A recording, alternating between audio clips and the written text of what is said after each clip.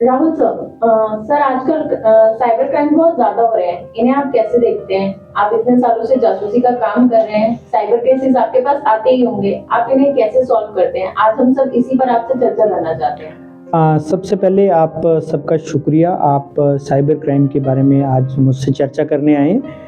मैं बहुत एक्सपर्ट तो नहीं हूँ साइबर क्राइम का, लेकिन क्योंकि मैं बहुत सालों से इन्वेस्टिगेशन में हूँ एज अ डिटेक्टिव, मैं आपके साथ साइबर क्राइम पे चर्चा ज़रूर करना चाहूँगा। तो आप अपने सवाल शुरू कर सकते हैं। सर, मेरा पहला सवाल यही रहेगा कि आपके पास साइबर क्राइम से रिलेटेड केसेस आते हैं और आप इन्हें कैसे सॉल्व करते हैं? हमारे पास जो साइबर क्राइम से रिलेटेड जो केसेस आते हैं, सबसे पहले हम उनको कंसल्ट करते हैं। तो हमारी टीम जो सेल्स टीम है वो क्लाइंट के साथ कंसल्ट करती है और मेरे साथ क्लाइंट जो है कंसल्ट करता है। उसमें हम देखते हैं कि हमारे लाइक करने के लिए कुछ है या नहीं है। अदरवाइज़ हम उनको सजेस्ट करते हैं कि आप साइबर क्राइम में कंप्लेंट कीजिए। कंप्लेंट करने के बाद अगर हम आपके लिए कुछ कर पाए तो हम ज़रूर करेंगे, क्योंकि अक्सर बहुत सारे केसेस में ऐसा देखा गया है कि साइबर क्राइम जो होते हैं वो हमारे आसपास के लोग भी बहुत करते हैं। तो कई बार हमें बातचीत से जो क्लाइंट हमसे बातचीत करते हैं उनकी बातचीत से हमें पता चल जाता है कि कोई पास का कोई इंसान तो नहीं है, कोई रिलेटिव तो नहीं है, कोई दोस्त मित्र तो नहीं है। क्या हम उनको पकड़ सकते हैं उनके ऊपर, या हम क्लाइंट से पूछते हैं कि किसी के ऊपर डाउट है, तो अगर किसी के ऊपर डाउट होता है तो उसके ऊपर हम नज़र रख सकते हैं, उनकी एक्टिविटीज़ को वॉच कर सकते हैं। और उनका कई बार हम सोशल मीडिया भी चेक कर सकते हैं जो जनरल पब्लिक के लिए अवेलेबल होता है। तो उससे भी हम आइडिया लगाते हैं कि कौन इसमें इन्वॉल्व हो सकता है। तो इस तरीके से हम कोशिश करते हैं क्लाइंट्स की हेल्प करने के लिए। सर, मेरा सवाल है कि आम आजकल साइबर क्राइम आम हो गया है जी। इसमें डेबिट कार्ड, क्रेडिट कार्ड से बिजनेस वाले पढ़े लिखे लोग भी बेवकूफ बन जाते हैं। जी जी। तो बैंक भी एडवाइजरी करते हैं, लेकिन फिर भी धड़ल्ले से ये क्राइम हो रहे हैं। जी। तो आप कैसे इसको देखते हैं इस चीज को? देखिए, मेरा ये मानना है कि जो भी इस तरीके के क्राइम होते हैं उसमें बहुत बड़ा रोल जो है हम खुद प्ले करते हैं। कैसे? क्योंकि हम लालच में फंस जाते हैं। अगर हम लालच छोड़ दें तो मुझे नहीं लगता कि कोई भी जो हैकर है या कोई भी हमें हमारे ऊपर साइबर अटैक करने वाला पर्सन है वो कामयाब हो सकता है। वो इसीलिए कामयाब होते हैं क्योंकि हम लालच में फंस जाते हैं। डेबिट कार्ड के लिए हमारे पास कई बार फ़ोन आता है कि आपका डेबिट कार्ड बंद होने वाला है, आप इसको रिन्यू करा लो, हम नया कार्ड भेज देंगे, या कोई लॉटरी का बहाना होता है। इस तरीके के तमाम लालच हमें दिए जाते हैं और हम लालच में फंस करके कहीं ना कहीं उनको अपनी डिटेल्स दे देते हैं, हमें जाने अनजाने में, और वहाँ पे हम धोखा खा लेते हैं। तो सबसे पहले हमें जो देखने की ज़रूरत है कि हम किसी लालच में ना फंसे। हर बैंक, हर जो फाइनेंशियल इंस्टीट्यूट है वो हमें सावधान करता है कि किसी को अपना पिन मत दो, किसी को अपना डेबिट या क्रेडिट कार्ड नंबर मत बताओ, किसी को अपनी पर्सनल डिटेल मत शेयर करो, लेकिन फिर भी हम करते हैं। तो वो हम क्योंकि खुद कर रहे होते हैं तो इसीलिए हमारे साथ क्राइम होता है। तो हमें ज़रूरत है जो भी एडवाइजरी बैंक्स जारी करते हैं उनके ऊपर सीरियस होने की, उनके ऊपर सीरियस होकर के काम करने की। अगर ऐसा कोई भी फ़ोन कॉल आता है तो हमें सावधान हो जाना चाहिए कि हमारे साथ कोई फ्रॉड हो सकता है। सर, इसी से रिलेटेड मेरा भी एक क्वेश्चन है। मोबाइल फोन पर लिंक भेजकर पैसा लूटने के बहुत मामले हो रहे हैं, इन्हें कैसे रोका जाए और लोगों को क्या करना चाहिए उनका पैसा सेफ रहे? मेरी जो नॉलेज में है, सबसे इसका जो एक लाइव एग्जांपल है, जनरली लोग क्या करते हैं कि जैसे OLX एक साइट है जिसमें पुराना सामान बेचा और ख़रीदा जाता है। तो लोग कई बार अपना सामान बेचना चाहते हैं उसमें, तो कोई हैकर होता है तो वो कहता है कि ठीक है मैं ये सामान लेना चाहता हूँ।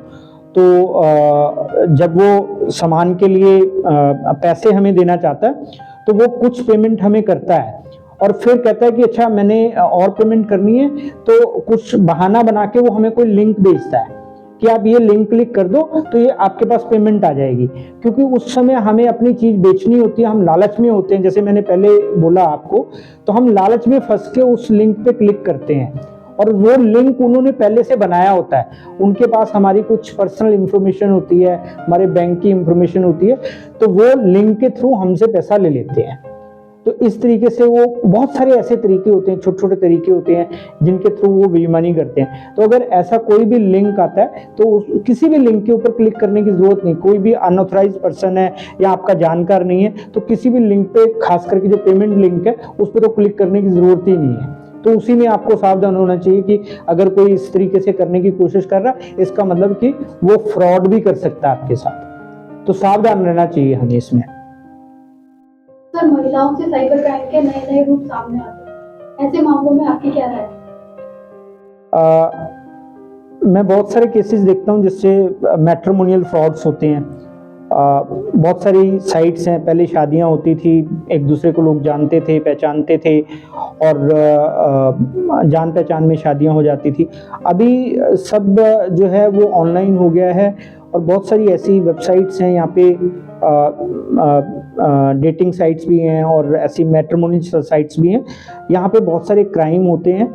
तो मैं कई बार अपने वीडियोस में कह चुका हूँ और सरकार को भी ये करना चाहिए, ये मैंडेटरी करना चाहिए कि अगर कोई भी मैट्रिमोनियल साइट पे कोई लड़का या लड़की अपना प्रोफाइल बनाता है तो वो वेरीफाइड होना चाहिए, जबकि उसमें से कुछ ही वेरीफाइड होते हैं, ज़्यादातर वेरीफाइड नहीं होते हैं। तो लोग उनके झांसे में आ जाते हैं, उसी से उनके साथ फिर फ्रॉड होना शुरू हो जाता है। तो इनसे मुझे लगता है बचना चाहिए। अगर कोई भी आप अपने लिए रिश्ता देख रहे हैं, चाहे आप लड़की हैं लड़का है, तो अगर आपके पास कोई भी मैचिंग प्रोफाइल ऐसे आता है तो आपको सावधान हो जाना चाहिए। आपको सबसे पहले उनकी पहचान पता होनी चाहिए, उनकी पहचान का कोई ना कोई प्रूफ आपके पास होना चाहिए। आप उनसे मांग सकते हो और ये आपका हक भी बनता है कि अगर आप किसी के साथ डेट करने जा रहे हो, किसी से शादी करने जा रहे हो, तो आपको प्रॉपर उनकी पहचान होनी चाहिए। तो उसके लिए ज़रूरी है कि आप खुल के उनसे बात करें, अपना परिचय उनको पूरा दें और सामने वाले का भी लें, तो उससे आप किसी फ्रॉड से बच जाएंगे। तो इसी तरीके से जो ये साइबर क्रिमिनल है, इनको ख़त्म करने का एक ही तरीका है कि आप अलर्ट हो जाइए, आप सावधान हो जाइए। जब आप फ्रॉड के शिकार नहीं होंगे, उनके पास कोई पैसा नहीं आएगा, उनके पास कोई शिकार फंसेगा नहीं, तो वो अपने आप कोई और धंधा ढूंढ लेंगे, कोई काम, अच्छा काम कर लेंगे। तो अपने आप को उनका जो एक क्रिमिनल माइंड है वो ख़त्म हो जाएगा। तो कस्टम ड्यूटी में फंसने के बारे में कहकर अक्सर लोगों से बहुत सारा पैसा लूट लिया जाता है। सर, आए दिन ऐसी खबरें आती रहती है, आखिर लोग क्यों ऐसे लोगों को चुंगल में फंसाते? लालच है इसकी वजह। मैंने पहले भी बताया कि कोई फेसबुक पे दोस्ती करता है, कोई डेटिंग ऐप पे दोस्ती करता है, कोई मैट्रिमोनियल साइट्स पे दोस्ती करते हैं और वो बताते हैं कि हम इंग्लैंड से हैं, हम यूएसए से हैं, हम ऑस्ट्रेलिया से हैं। तो वो गिफ्ट भेजने के नाम पे गिफ्ट भेजते हैं, तो पता चलता है जी उसमें पाउंड हैं, यूएस डॉलर हैं, ऑस्ट्रेलियन डॉलर हैं और फिर हमारे पास कॉल्स आती हैं कि आपके ये इतने $1 लाख आए हैं, तो आपको $1 लाख, अगर हम यूएस डॉलर की बात करें तो 85 रुपीज़ का डॉलर है, तो 85 लैक्स हो गए। तो उसमें लोग फंस जाते हैं कि अच्छा इतने पैसे उसने भेज दिए। तो अब वो उसके ऊपर जीएसटी मांगते हैं, उसके ऊपर फीस मांगते हैं, एक्साइज ड्यूटी मांगते हैं। तो इस तरीके से वो कस्टम ड्यूटी के नाम पे, जीएसटी के नाम पे बहुत सारे पैसे ले लेते हैं। मैं कई लोगों को जानता हूं, हमारे पास केसेस भी आते हैं, यहाँ पे बहुत सारे लोग ऐसे फ्रॉड का शिकार हुए हैं। वो इसीलिए हुए हैं क्योंकि वो लालच में फंस गए। उन्होंने किसी से डिस्कस नहीं किया कि कोई हिस्सा ना मांग ले उस पैसे का। तो लेकिन जनरली ऐसे कोई पैसा भेजता नहीं है, तो ये हमें अलर्ट होना चाहिए कि ऐसे किसी के पास पैसा नहीं आता। तो अगर किसी को भी पैसा देने की ज़रूरत है तो इसका मतलब कहीं ना कहीं हम फ्रॉड का शिकार होने जा रहे हैं, तो इससे हमें बचना चाहिए। सर, हैकिंग को रोकने का क्या उपाय है? जनरली तो देखिए ईमेल हैकिंग होती है या कोई ऐप पे हम कुछ ना कुछ अपनी इंफॉर्मेशन डालते हैं, तो सबसे पहले तो हमें टू वे वेरिफिकेशन होती है ईमेल के ऊपर, वो हमें ऑन करनी चाहिए। हमें पासवर्ड सही रखना चाहिए, पासवर्ड किसी के साथ शेयर नहीं करना चाहिए।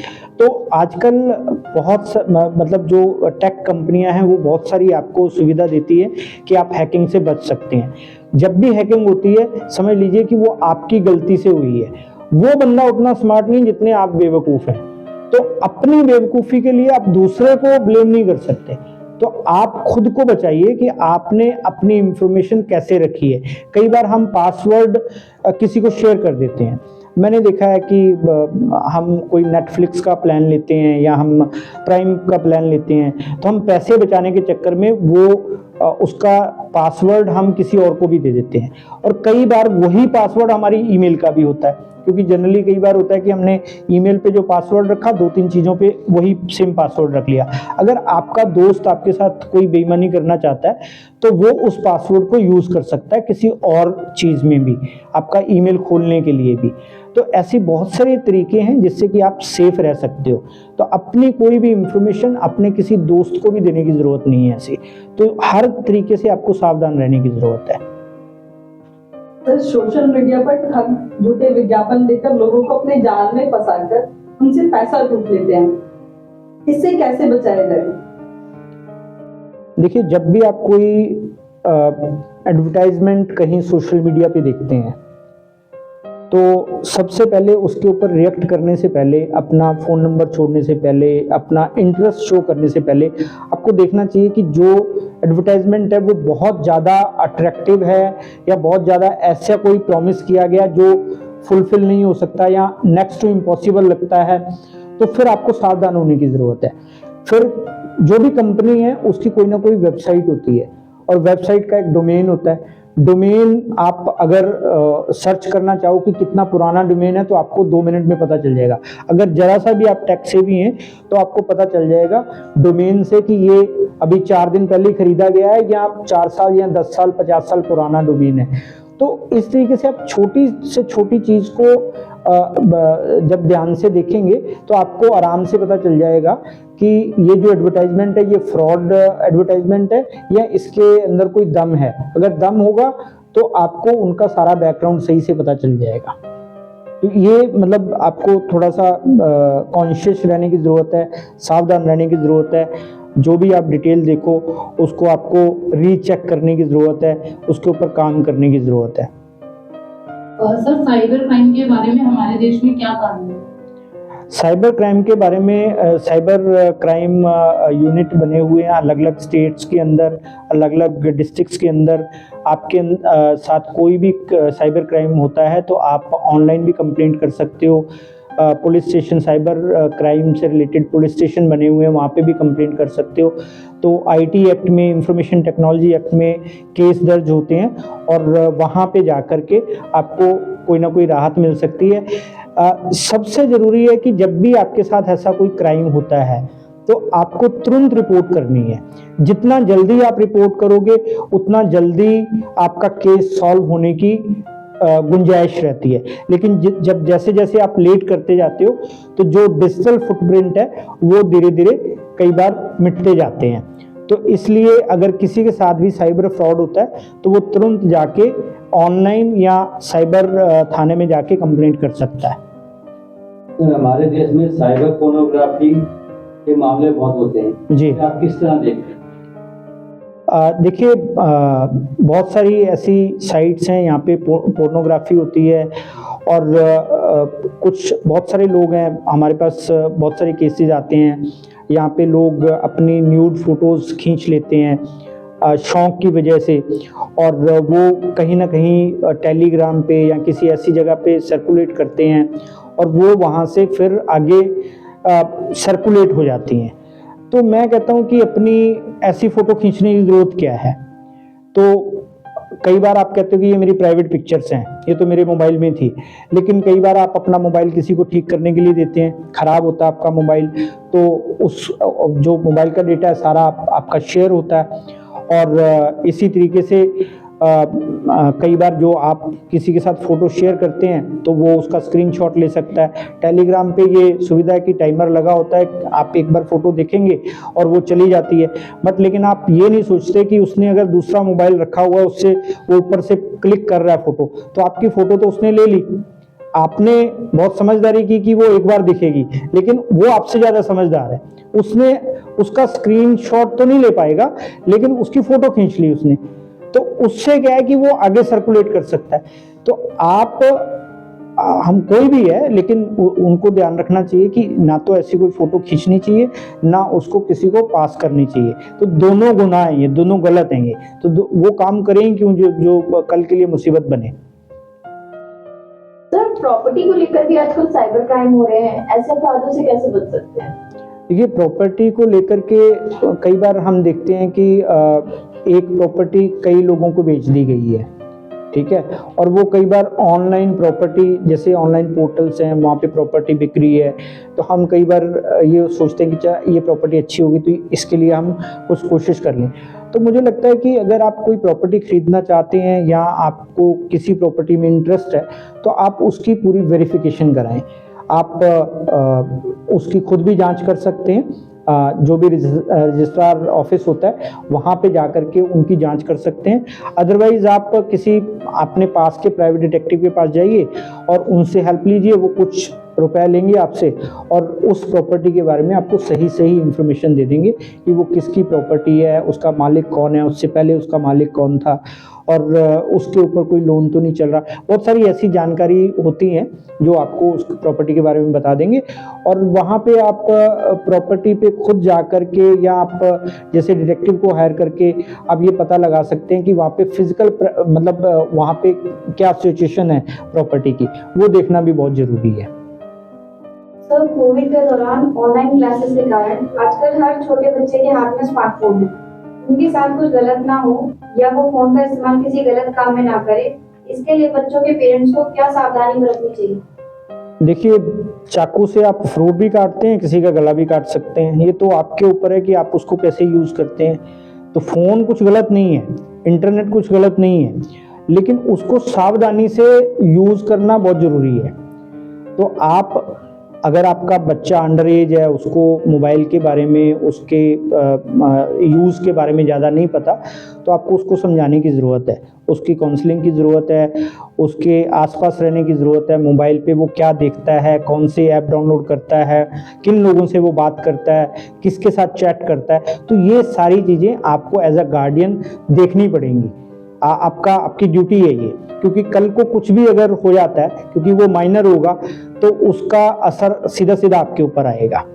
तो इसलिए जब भी आप अपने बच्चे को मोबाइल दें तो उसके ऊपर नज़र रखनी ज़रूरी है, उसका दोस्त बनना ज़रूरी है, उसके साथ बातचीत करना ज़रूरी है। पता होना चाहिए कि वो मोबाइल पे क्या देख रहा है, क्या कर रहा है, कैसे यूज़ कर रहा है मोबाइल को।